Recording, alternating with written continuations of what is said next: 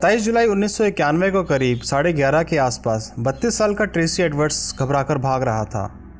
उसने रास्ते पर ही 2 पुलिस अधिकारियों को रोका और अपने हाथ में लगी हथकड़ियों को दिखाने लगा और उनको उतारने की मदद मांगने लगा।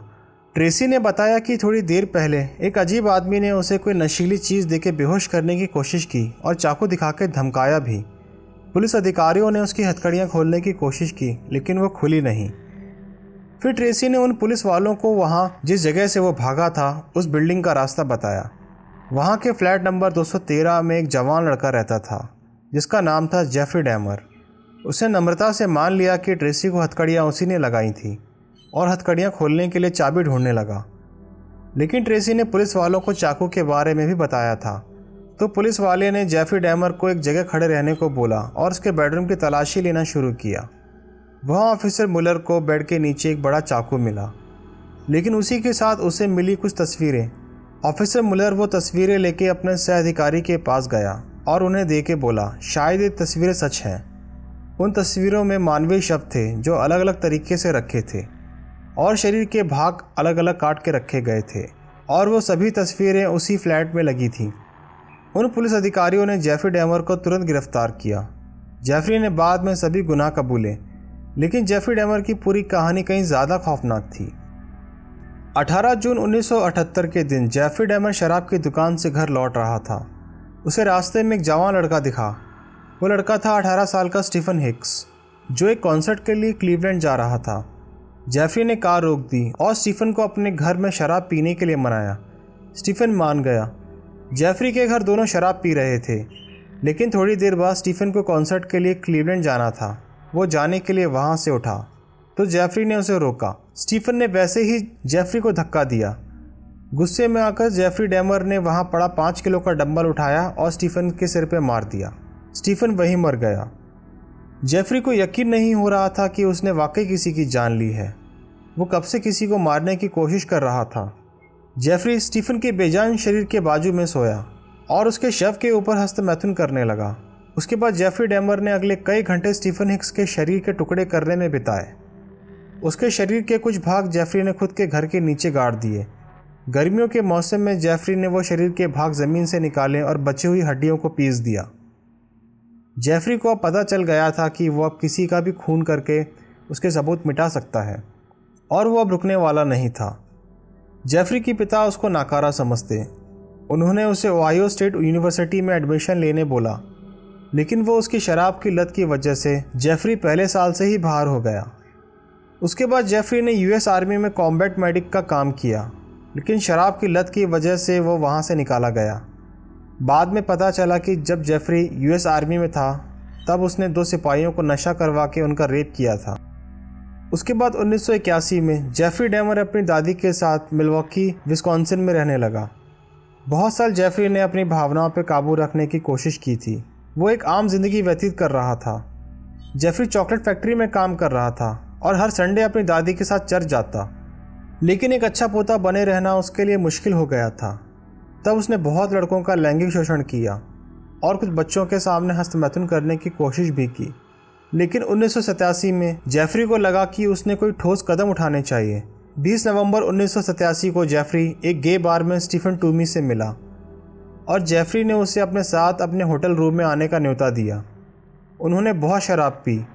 जब दूसरे दिन जेफरी उठा तो स्टीफन टूमी मर चुका था। उसके ऊपर पीटने के और गला घोटने के निशान थे। जेफरी घबरा गया। थोड़ी देर बाद शांत होने पर उसने स्टीफन का शव एक बड़े सूटकेस में भरा और दादी के घर ले गया। वहाँ उसने स्टीफन के शव के टुकड़े किए। उसने स्टीफन का सिर और उसका लिंग बाजू में निकाल के रखा। उसके पहले शिकार को मरे 9 साल हो चुके थे, लेकिन अब उसने काफ़ी लोगों को अपना शिकार बनाना शुरू कर दिया था। वो गे बार जाता और वहाँ के लड़कों को पार्टी और शराब का लालच दिखा के दादी के घर ले जाता, लेकिन उन्हें कहाँ पता था कि वो किसी भयानक घर में कदम रखने जा रहे हैं। जेफरी को नशे में धुत लड़कों का रेप करके उनकी हत्या करना अब बोर लग रहा था। उसे कुछ नया करना था, तो उसने अपने शिकार लड़कों के खोपड़ी में उनके जीते जी ड्रिल करके छेद करना शुरू किया। फिर वो उनकी खोपड़ी के ऊपर हाइड्रोक्लोरिक एसिड या उबलता पानी डालता। जेफरी को लगता ऐसा करने से वो लड़के उसके अधीन हो जाएंगे, लेकिन वो लड़के मर जाते। वो अपने शिकार की खोपड़ियाँ उनकी फ़ोटो निकालने के बाद जमा करके रखता कई लड़कों का तो मांस भी जेफरी खा चुका था। 1990 में जेफरी ने अपनी दादी का घर छोड़ा और एक फ्लैट में जाके रहने लगा। वो फ्लैट नंबर 213 एक कुख्यात जगह बनने वाली थी। 1991 की गर्मियों में जेफरी ने करीब हर हफ्ते एक इंसान की जान ली। जेफरी का ये खूनी खेल बहुत पहले ही बंद हो जाता, क्योंकि 27 मई 1991 को 14 साल का कोरोनेक बिना कपड़ों का खून से लथपथ अपनी जान बचा के भाग रहा था। उसने पुलिस को सूचित किया, लेकिन जेफरी डैमर ने पुलिस को बताया कि कोरोनेक उसका प्रेमी है और पुलिस ने उसकी बात भी मान ली और कोरोनेक को वापस जेफरी के पास भेजा। पुलिस को इस बात की ज़रा भी भनक नहीं थी कि उन्होंने एक कत्ल करने के लिए एक खूनी की मदद की है। लेकिन ट्रेसी एडवर्ड्स का नसीब अच्छा था। 27 जुलाई 1991 को जेफरी ने ट्रेसी को $100 देकर घर लाया, लेकिन घर आते ही जेफरी ने ट्रेसी पर हमला किया और उसे हथकड़ियाँ लगाने की कोशिश करने लगा, लेकिन वो नाकाम रहा। ट्रेसी ने जेफरी के मुंह पर एक मुक्का मारा और पेट में लात मारी, फिर दरवाज़ा खोल के भाग गया। उसने खुद को जेफरी का 18वां शिकार बनने से बचा लिया था और जेफरी के खूनी खेल को बंद भी करवाया। जेफरी डैमर को गिरफ्तार करने के बाद उसके फ्लैट की छानबीन की गई। उसमें उन्हें फ्रिज में एक सिर मिला, 3 सर फ्रीज़र में थे, कुछ खोपड़ियों को और लिंग को मर्तबान में रखा गया था। उसी के साथ थे सभी शिकार हुए लड़कों की तस्वीरें। जेफरी अपना गुनाह कबूल किया और कुल 17 लड़कों को मारने का जुर्म भी। जनवरी 1992 में जब जेफरी डैमर का कोर्ट में केस शुरू हुआ, तब एक सवाल सबको था, क्या वाकई जेफरी एक मानसिक बीमारी से जूझ रहा है? उसके बात करने के तरीके से वो एक अशांत व्यक्ति समझ आता, लेकिन अंत में तय हुआ कि जेफरी ने सभी खून होशो हवास में किए हैं और उसे पता था कि वो जो कर रहा है वो एक घिनौना कृत्य है। 1 मई 1992 पे जेफरी को आजीवन कारावास यानी करीब 70 साल की सज़ा सुनाई गई। पत्रकारों ने उसके काफ़ी इंटरव्यूज़ लिए। जेफरी ने कोर्ट से मौत की सज़ा मांगी थी, लेकिन उसे नहीं मिली। जेल में जाकर उसने बाइबल पढ़ना शुरू किया। एक दिन वहाँ के कैदी ओस्वाल्डो धृति ने जेफरी को ब्लेड से गला काट के मारने की कोशिश की, लेकिन जेफरी उसमें से बच गया। 28 नवंबर 1994 में जेफरी डैमर और 2 कैदी जेसी एंडरसन और क्रिस्टोफर स्कारवर को लॉकर रूम साफ करने का काम दिया गया।